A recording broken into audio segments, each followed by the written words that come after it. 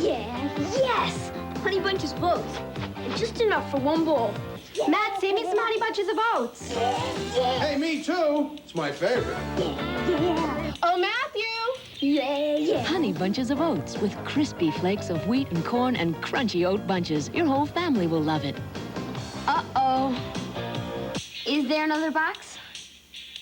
Honey Bunches of Oats, the one cereal your whole family will love. Welcome back. Tonight in Hamar, some 30 miles south of here, Nancy Kerrigan and Tonya Harding are sleeping under the same roof in the Athletes' Village. Earlier today, they got together on the ice, and Connie Chung was there. She joins us now from across Lake Miosa here in Lillehammer. Hello, Connie. Hello, Greg. The world of women's figure skating has never seen anything like it. After weeks of a buildup that would warm the coldest heart in Hollywood, the two central figures in America's real-life soap opera finally came face-to-face today. Well, not exactly face-to-face.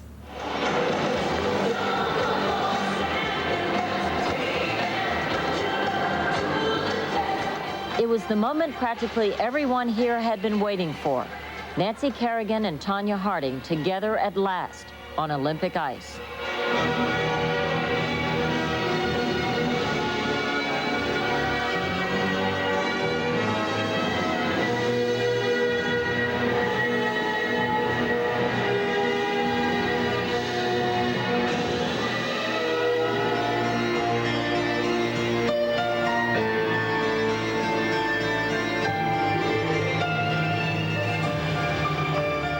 Before they skated, they endured and answered only the most basic of questions. Did your program go well for you this morning, Nancy? Yeah, it was fine. Tonya, how did the practice session go for you this morning? Their meeting on the main rink was actually their second of the day. Earlier, they trained at a far less imposing site. A small arena so packed with photographers, the size of the crowd probably violated every fire safety law in Norway. Last week, Tonya Harding had said she wanted to give Nancy Kerrigan a hug. That never happened. The hug came from an old friend, Lily Lee, an American-born and trained figure skater who is Korea's national champion. So how was it there on the ice with Tonya and Nancy skating for the first time on the same ice? Well, I personally felt fine. I didn't feel any tension, and I didn't feel like they were out to kill each other or anything like that everyone keeps assuming, but I think it was great. For a story in which image has counted so much, today's face-to-face encounter on Olympic ice was a 10 on the emotional Richter scale. At the end of the day, Tonya Harding took a bad spill, affecting an already tender ankle. Skating officials say she's fine. She would massage it, take a warm shower, and go to bed early. Greg, Tonya Harding has 2 practices scheduled tomorrow, and yes, the practices will again be with Nancy Kerrigan. Tonya Harding's relative silence may end tomorrow, too. She's supposed to face the world's press, but her lawyers won't allow her to answer any questions related to the attack. Connie, what about all of the other figure skaters? Are they bothered by all of this attention paid to Tonya and Nancy? Oh, privately, they may be, but they're not really saying so. I think they're just sort of grinning and bearing it. I mean, the media has probably gone a little overboard here. I don't know, some people expect a food fight or, hair pulling, but the only hair pulling I've seen are Vern Lundquist and Scott Hamilton pulling Tracy Wilson's hair. Greg? Connie, thank you. Nancy and Tonya don't compete until next Wednesday, but the ice dancers skate tomorrow night. Far from the glare of controversy, Britain's Jane Torville and Christopher Dean, whose performance 10 years ago in Sarajevo earned them an unprecedented 9 perfect marks, hope to recapture that magic. Torville and Dean weren't satisfied with their winning performance at last month's European Championships and have significantly altered their free dance program. In bobsledding, another disappointing day today for Brian Scheimer, America's top driver. As you look at the view today from aboard his sled, Scheimer placed 26th and 19th in 2 training runs on the Olympic track. Also during training today, a 2-man team from the Virgin Islands suffered a nasty spill, but recovered in time to try a second run. This is embarrassing. I wish, we've had a lot of good runs all year, and then the one run that they're going to get to see is the crash. And you can see the first 2 runs in the 2-man bob right here on Saturday afternoon. Today in Lillehammer, the Norwegian ski jumping team paid a visit to the Sami village. The Sami, Norway's indigenous population, invited the skiers, including gold medal favorite Espen Bredesen, to race their reindeer. Bredesen, known as Espen the Eagle, first crashed.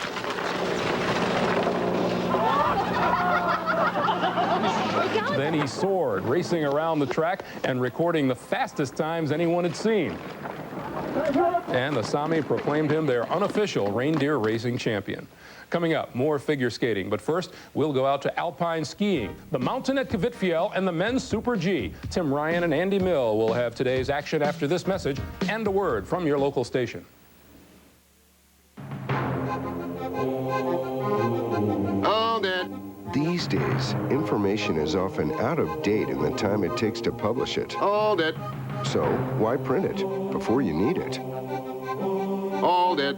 With the Xerox Docutech, you scan, store, and customize your documents electronically, so you can get them instantly, when, where, and how you want them. All that. Scanning, printing, publishing. Xerox, the document company. This week, a case of global proportions. Meet Suparna Singh. Every weekend, her M.O. was the same. Her brother in Bombay, grandparents in Great Britain. She loved being in constant contact, except when she got her phone bill. Her crime? Not taking advantage of Sprint's new offer to split the cost of calls all weekend long. Don't let this happen to you. Call now before it's too late. An offer this good can't last forever. Only Sprint gives you 50% off calls to every country all weekend long. I just got this new job. I like it. I'm making more money, so I have to dress nicer. You see, I have 2 goals. One is to not spend all the extra money on clothes for this job, so everything I have on I got at Kmart. I like it small. And my second goal is to not have this job for very long. Huh? It's to have his. Is this place great or what? Tonight on News 10 at 11.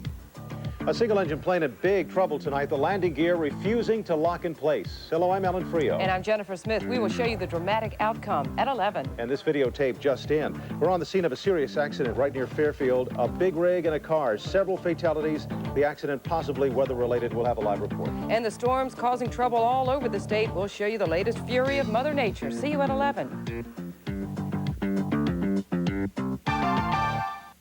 This is CBS. Left in limbo by a tax preparer, Monday at 5. The Toyota Corolla, named one of the top 10 cars in initial quality. They've done a nice job on that new Corolla. Yeah, I wish we could afford one. Well, look at this. $181 a month for a Corolla. We spend more than that on insurance. Darling, you spend more than that on pizza. Hey, turn on the volume. A limited time offer, so see your Toyota dealer today and ask about his $181 a month Corolla lease program. Let's go take a look at a Corolla. Okay, and on the way back, maybe we can... Yeah, okay. Pizza. Buy a Toyota. You don't usually see Senate candidates reviewing books, but I think everyone should read this. It's called The Book of Virtues. It's a wonderful, classic collection of stories to help teach our children values, such as responsibility, courage, compassion, perseverance, hard work, and faith.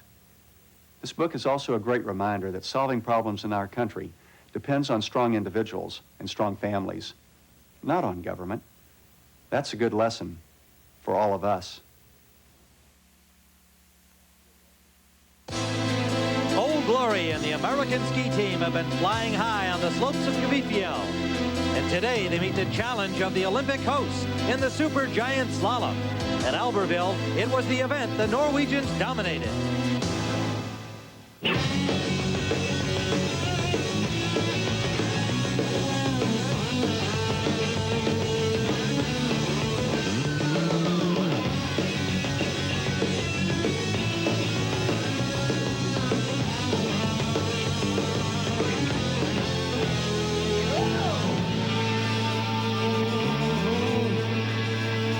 Again today, a pilgrimage to Kvitfjell, an astonishing scene of ski fans, some 40,000 strong, who have hiked more than a mile.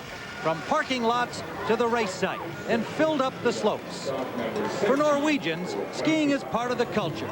And so young and old present a panoply of beautiful faces, all primed for alpine action.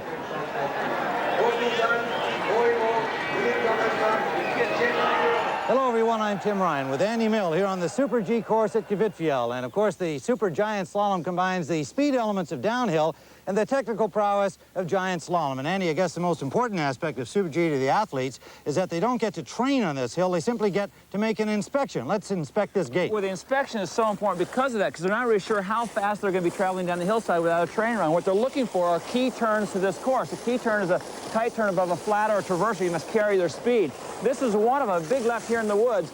And this gate is the apex of the turn. So similar to car racing, you must set the turn up above, hammer the edge, so when you go by this paneling, they're headed down the hill in the direction they want to go.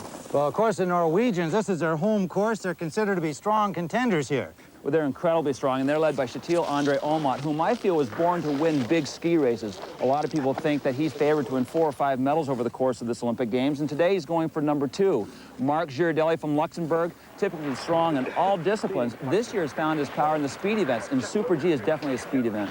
Well, what about American Tommy Moe? Well, Tommy Moe always knew that he could ski fast, but now that he has a gold medal around his neck, fast has taken on a whole new definition. And in Super G, you need to have power and great skiing skills, and he has both, so I think he's definitely a contender.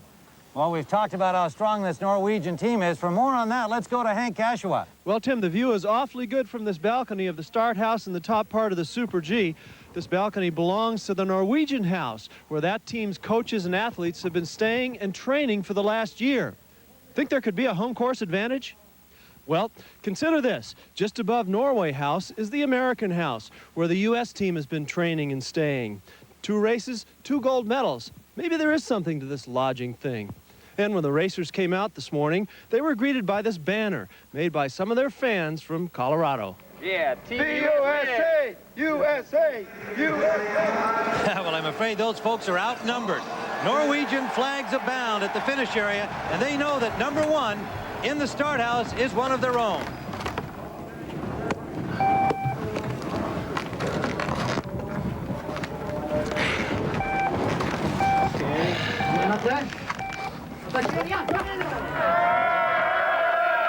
Atle Skårdal, one of the Norwegian Alpine heroes, 28 years old today. His best result in Super G this year, a 3rd. He was 9th in the Olympic downhill. Tim, I think running number 1 in Super G is the most difficult number in the fact that you're not really sure how the rhythm changes are going to run or the gate placements above big air or big jumps. If you run a little bit later in the field, your coaches can radio up or your teammates can tell you, go fast here, you can go direct there. And that's what was most surprising about Diane Roth-Steinrotter in the Super G winning the gold. She ran number 1 and her time held. This is a very difficult section of the course. Big swing turns right here, a long fall-away traverse followed by a very difficult left-hand turn. You must hit this well to carry the speed across the traverse and into the bottom section of the slope.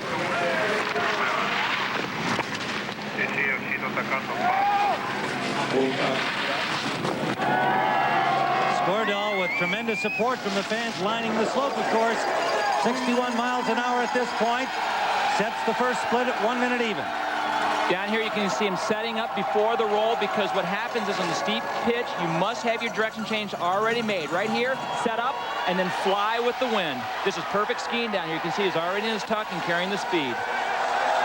Making that final turn onto the pitch, headed toward the finish line.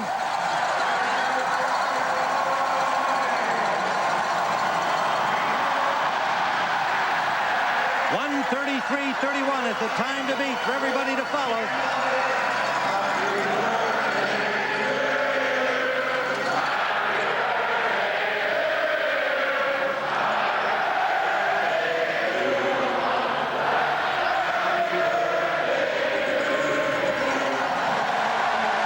Happy birthday from some 40,000 strong. Skårdal can now just hope his time holds up. Tim, this Super G is magical. Standing in the starting gate, you can see the gates are set back and forth with rhythm in mind. The first section is a gentle introduction to a thriller. With this course set lower in the mountain, it doesn't diminish the fact that these skiers will be tested over pace changes, jumps, and compressions. The course works its way down through the woods where it gets narrow and dark. Ice is prevalent. Down on the elbow, the skiers will still travel at about 60 miles per hour.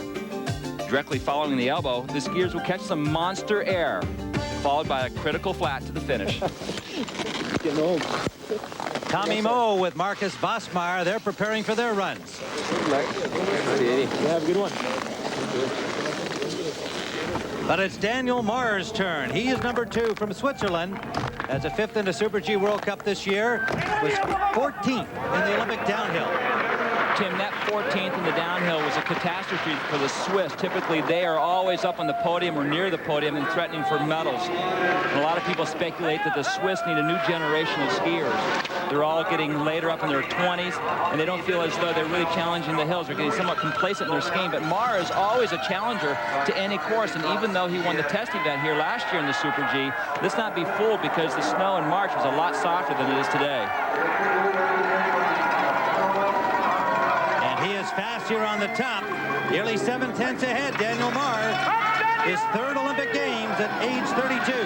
You will see no one fight or attack harder than Daniel Maher. Sometimes he gets a little bit stiff with the lower legs, and that enables his ski to start skidding and ricocheting over the surface of the snow. He needs to be a little bit looser with that drive and with that fight, and then he becomes a little bit more efficient. But today it looks like he's skiing very well, Tim. I haven't seen him ski this well all year. And he is still nearly a half second in front of the leader. You can see how he got a little bit wide there. He is always challenging himself, testing how fast, how straight can I go. And you can see him striving for that tuck position, which downhillers always love. A low, long flat off that last jump. And he missed the gate. The direction was not right. Key turns are before flats, traverses, and jumps. If you don't have the direction changed, by the time you go over the lip, you will fly off the course, and that's exactly what Maher does. You can see him fly to the outside. There's no way he can get back to this inside paneling right here. And that's the gate he missed. So Maher is no longer a challenge to Utley Skordal's leading time. Next up, wearing number 3 will be American Tommy Moe, another birthday boy. Good race.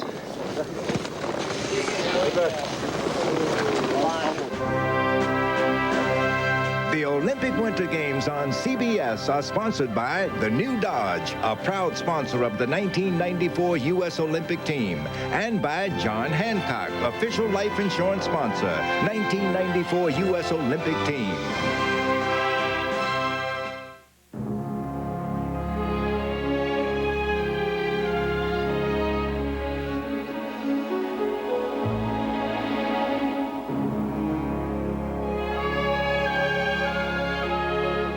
Once every few years, we all get a glimpse of what life on Earth could be, when despite all our differences, we all come together in harmony and peace during the Olympic Games. And at John Hancock, it's our hope that someday, this is what real life will be.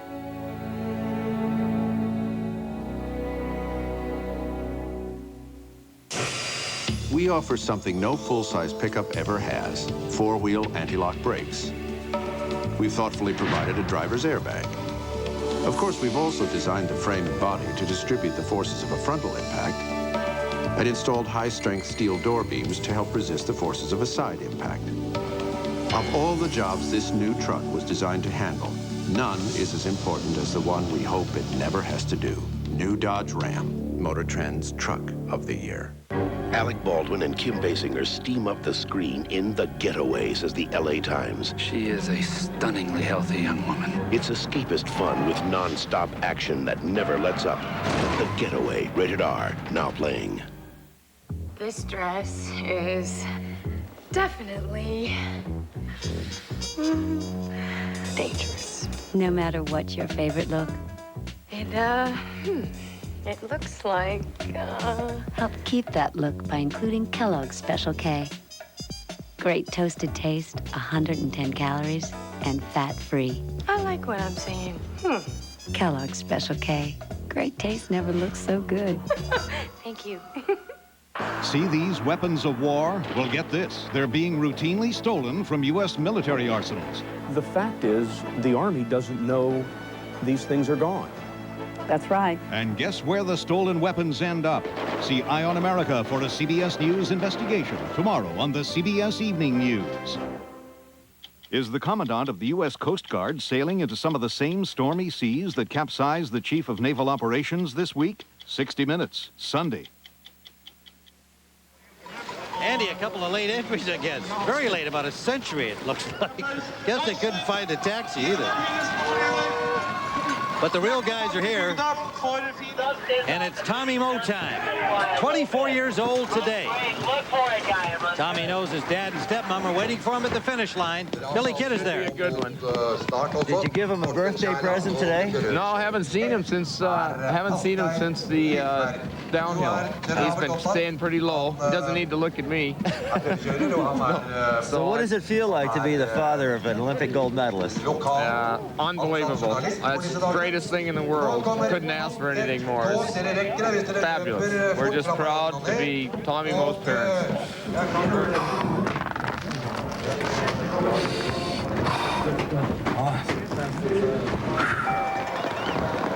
A little rub of the wooden cross by Dad Tom Sr. And there is a contingent here cheering on the golden boy, Tommy Moe.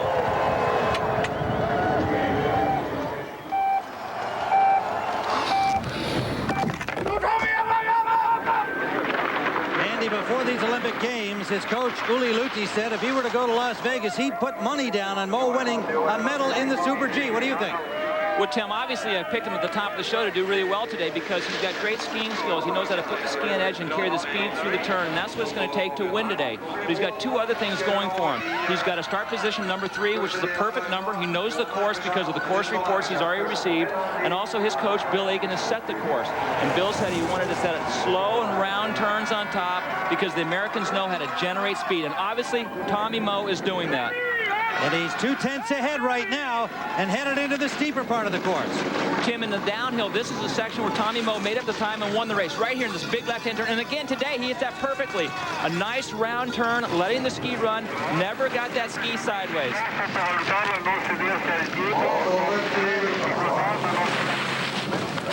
Very sweet skiing there, so it's very difficult. And now nearly 4/10 ahead. Tommy Moe having another great run. Nice little rhythm change right here. He's got to set up, finish the turn, and then hammer the edge right here. It's very steep, very icy, a little bit sideways. He scrubbed a little bit of speed, but he's good there. Nice line, nice air time. He must carry the speed down through the flat. Look at that scene at the finish line. 40,000 strong, awaiting Tommy Moe, challenging Skordal's time. And he's into first place. Tommy Moe, a relieved dad, at least for now.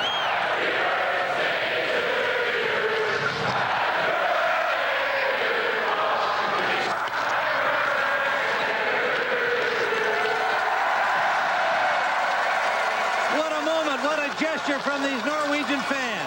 Tim, they also appreciate great skiing. Tommy Moe into the transition here. He finishes the turn to the left, and he sets up and hammers back to the right. It's very important to have the line before you go over terrain change. You can see how he's back in a tuck and set up for the red. Tommy Moe of Norwegian heritage. Here his name is Tommy Moe, and they've adopted him. The Germans are here in force. The next racer is Marcus Wassmeyer.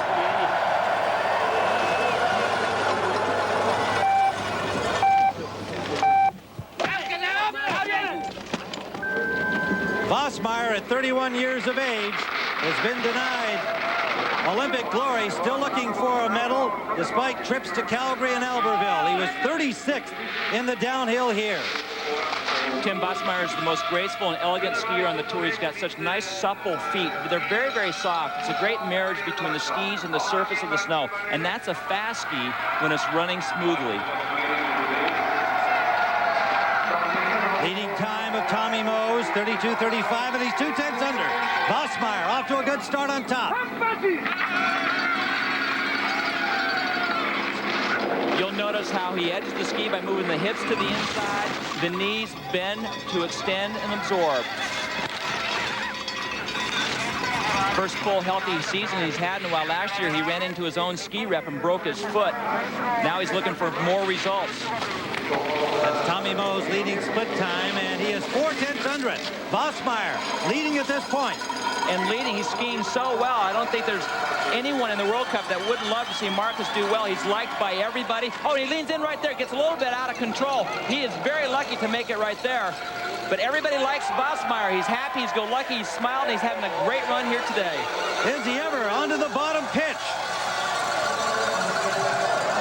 Vossmeyer tucking well here, driving to the finish line. Time to beat, and he's into first place by 8/100. Marcus Vossmeyer takes the lead over Tommy Moe. Well, it's been a long time coming, a run like that for him.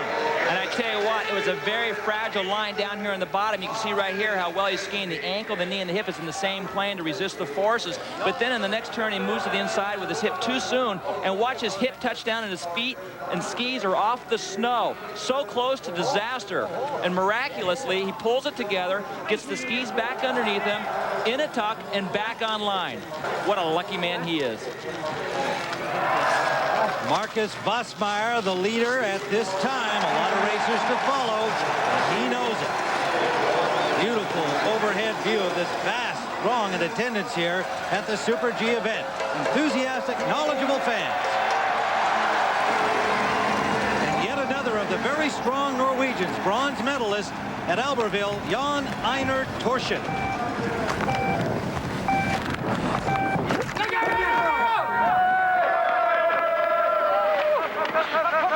You see a number of powerhouse ski teams around the World Cup circuit. In the past, it's been the Austrians. Today, it's the Norwegians. And the biggest difference between the Austrians and the Norwegian teams are that the Austrians expect their skiers to win it. And in Norway, I think the fans support them to the success. And in America, we'll just take a success whenever we can get it. We're talking about the Norwegians. They're a very close-knit team. In fact, when he won the bronze at Albertville and Omat won the gold, Torsen said that what he loved about it was he got to hear the Norwegian national anthem because Omat had won it. You can see Torsen, a lot of times he tries to generate speed by sitting back on the tail of the ski. But the problem is he loses the tip like he does right there, and sometimes when you lose that tip, it washes out and it gets away from you.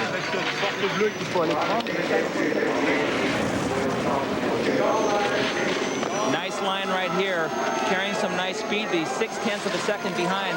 He's going to have to ski perfectly, more than perfect, to make up that kind of time on the bottom. Torsen 10th in the Olympic downhill, trying to make it up here for the Norwegian fans today. A lot of time to recover on the bottom. Nice line right through there, but again, that's just so much time. 0.6 of a second, going 60 miles an hour is almost 80 feet. Banging a gate, trying to tighten his line on these final turns here on the finish pitch. Vossmeyer's the time to beat. And Torsen into 4th place. 0.8 back, and Marcus Vossmeyer feeling pretty good with that protective tape on his nose against the frostbite that's been so prevalent. Torsen disappointed. Tommy Moe still standing in silver medal position with a lot of skiers to follow.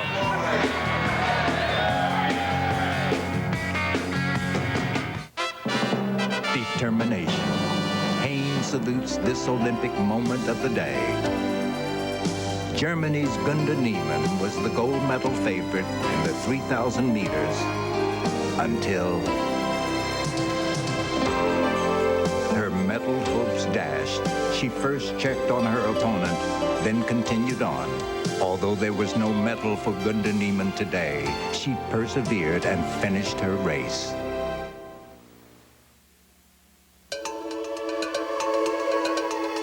To some, people are either Chinese or Norwegian, Brazilian or Turkish, African or Dutch.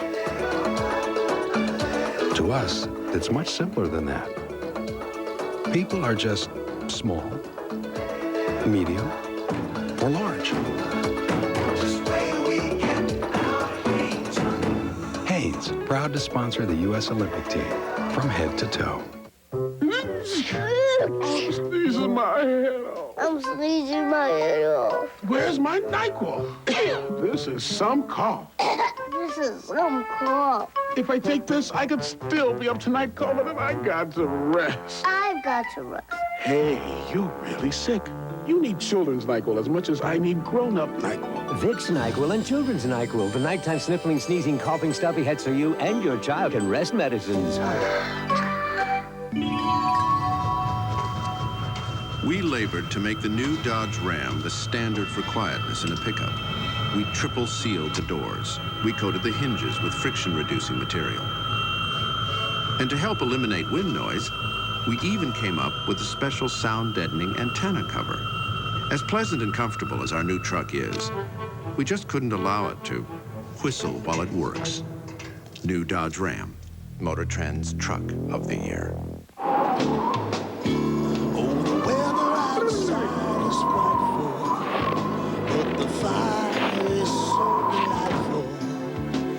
As long as you love me so, let it snow, let it snow, let it snow. Nothing melts away the cold like a delicious hot bowl of Campbell's soup. Let it snow, let it snow. Campbell's. CBS Television proudly presents a different kind of competition. Experience the drama, the excitement, the pageantry, the beauty and grace when the world's best come together.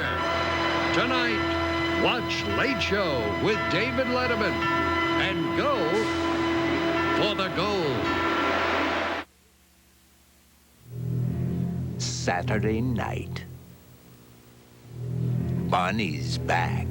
Three-time gold medalist American Bonnie Blair sinks her teeth into Lillehammer ice and American Peekaboo Street. Downhill attack plus frequent flying. The men jump for gold. Don't even think about going out Saturday night.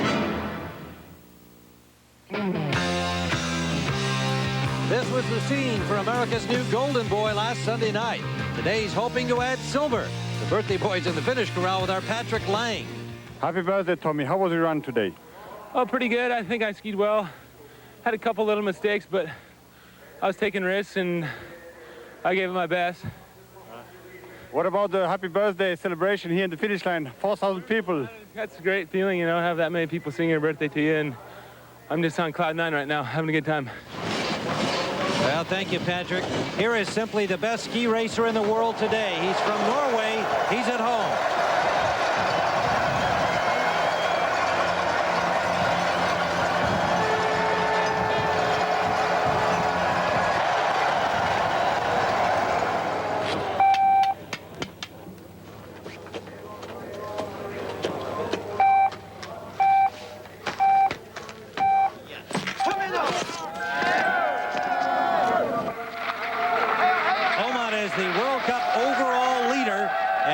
Silver medalist in the Olympic downhill here behind Tommy Moe. He's the most competitive skier I know in the World Cup today, and I asked his coach, Dieter Bartsch, what makes Omot so good? And Dieter says if he can put up with his father, he can do anything. And when I talked to Omot's father about his son, he says, we are ready. We are ready to win. We are relaxed. And I want to look at Omot's father and say, what's this weak stuff? I don't see you out there flying down the mountainside, ripping the gates up. Sounds like a boxing trainer. He is 9 100ths behind Bosmeyer split time. Such a consummate skier. He says if I ever make any mistakes, look at this with my arms, I get too wild, I lean in sometimes. But the feet are perfect. He must be feeling the pressure, though, to win here at Norway in front of this hometown crowd. I mean, I see no line problem whatsoever anywhere. The skis are kind of, oh, he's really wide there. Barely makes that gate, Tim. Wow, barely is right. He nicked it on the inside. Lucky to get back. Omot is only 5'9", weighs 163. He does not have the length that a lot of other skiers have to absorb and to extend. That's why the smaller skiers get thrown sometimes, but that's perfect skiing right there. On to the final pitch. Omat trying to find speed in these final rollers to the finish line. 40,000 Norwegians cheering him on into third place. Into third place. Vosmeyer still the leader. A disappointed Omat. Tommy Moe clinging to the silver position. Well, there's one mistake made by Omat, and it was a big one. Moe on the left side finishes the turn back to the left, so he comes from behind, so he's got the angle when he comes over the roll. Omat on the right is too direct, so his momentum takes him off the course. A lesser skier would not have made this next gate. He cranks it up, and that's the difference between a bronze medal and not even making it. And now it's 30-year-old Mark Girardelli, perhaps passing the mantle to Omat as the top overall ski racer in the world. Tim, you see a lot of skiers with their nose taped over.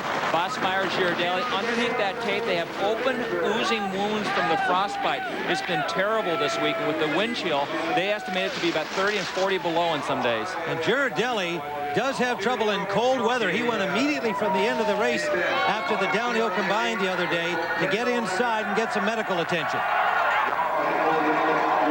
The knees are very stiff on Girardelli. The cold makes him stiffer. He has a very hard time being supple and loose. He's got to do a lot of work in the morning. 0.4 of a second behind.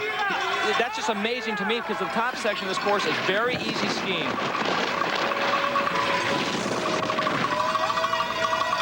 A nice turn right there. He's going to be tight right here a little bit. You see the edge set throwing up some snow.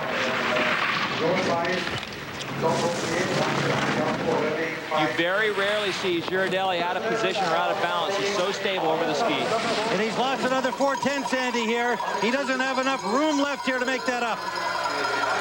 Well, let's not forget, at 60 miles per hour, 1 second is 88 feet, so he's almost that far behind. He's going to have to ski like Superman to make that up.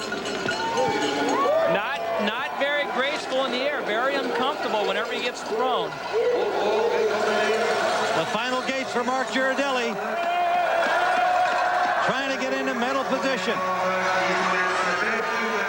Vosmeyer's time to beat. He won't do it. More than a half second behind. Marcus Vosmeyer standing in first place. Tommy Moe 8/100ths behind. Omat in the bronze medal position. Like in the middle of the course, I was too late, coming too deep in one turn, and I lost some time there. But it's a part of the game to ski clean, and I didn't do it today, so it was not enough to win the gold. More medal contenders to come. There will be more men's figure skating after this message and a word from your local station.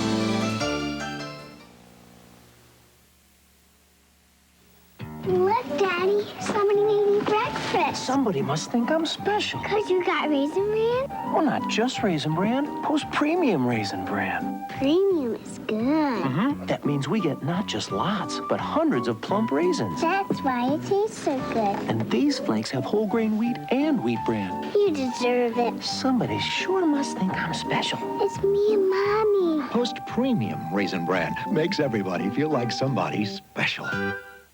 When we introduced the Dodge National Minivan sale, we knew people would like getting great option discounts on the minivan that already meets 1998 car safety requirements, just like they've always enjoyed air at no extra charge with the Caravan Family Value Package. But when people hear that their savings can total $2,600, well, we're taking appropriate measures.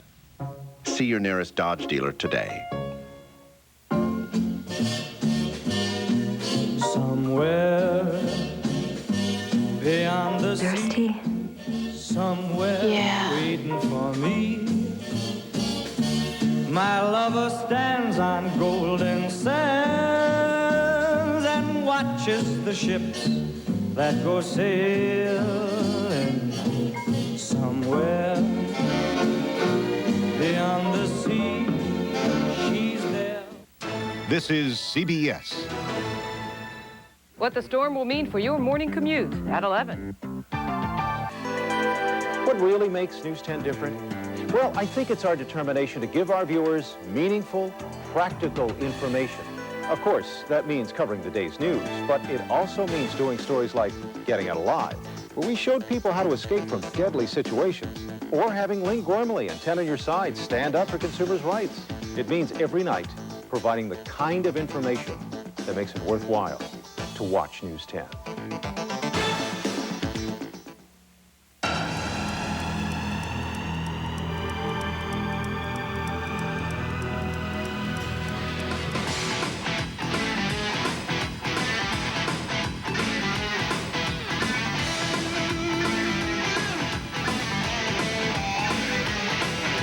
Heavenly Lake Tahoe, they don't drive Fords or Toyotas, and they don't set limits on fun. Drive the Chevy S-Series, the official truck of Heavenly. Everything else is history.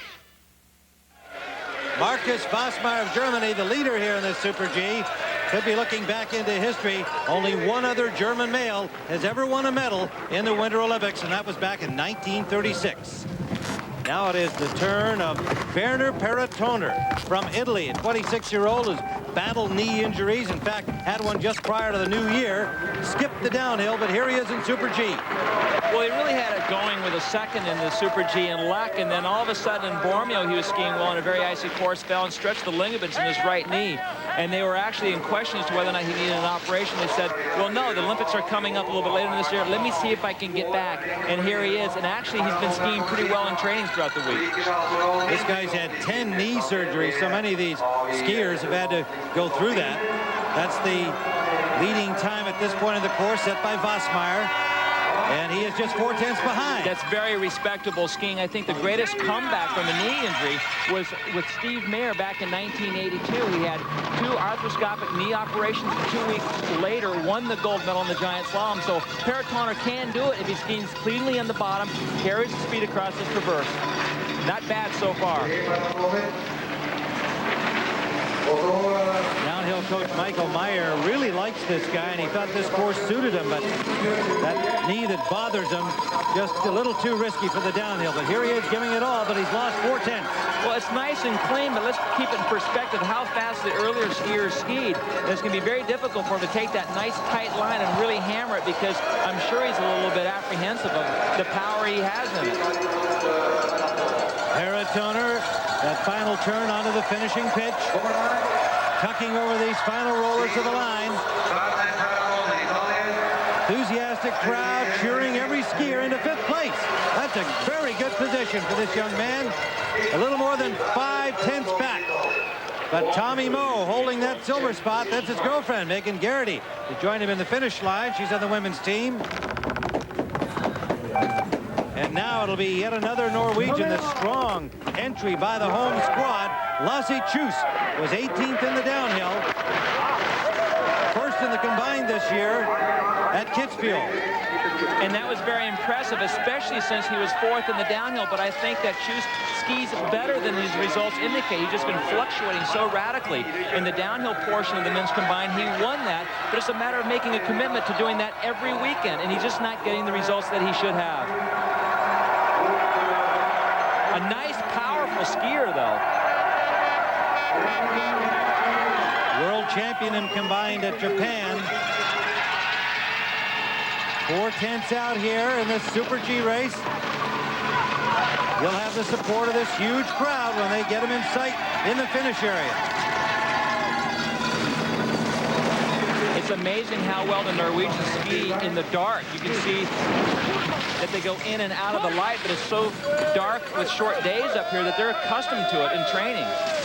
Now more than a second out. Kjus losing ground here in the middle section. Well, it's the small mistakes that add up. You just see nothing that's big, but you just see small errors, like oversetting up right there. He has so much time for the tuck, but it's a matter of taking that tight line and making it. And that's what's adding up to being 1 second behind.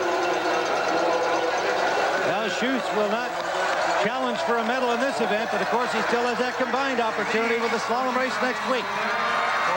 Nonetheless, he gets a warm greeting at the finish line at 10th place. And Vossmeyer has to be thinking, maybe I've got this. Maybe I've finally got my Olympic medal. And Tommy Moe may have his silver. And that would be the first time an American male has accomplished 2 medals in the same Winter Olympic Games. Mo's teammate Kyle Rasmussen is next when we return.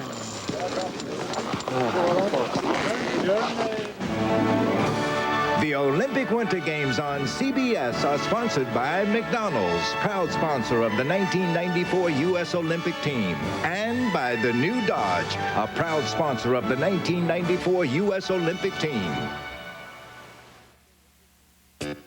During the Dodge National Minivan sale, there are even more reasons to love Caravan. In fact, depending on which Caravan and which options you pick, you could save up to $2,600 on the minivan that already meets 1998 car safety requirements. The Dodge National Minivan sale, the place to go for people who don't know when to stop. See your nearest Dodge dealer today. Morning, folks. This is Captain Wilson here. Well, once we're airborne, our flying time today should only be about 40 minutes. Fresh egg, melted cheese, Canadian-style bacon, all on a toasted English muffin. McDonald's Egg McMuffin. It's so tempting. What you want is what you get at McDonald's today. Flight, we won't be serving breakfast, but we will have beverages. Oh, looks like we're 17 in line for takeoff. Your coat. It gets harder to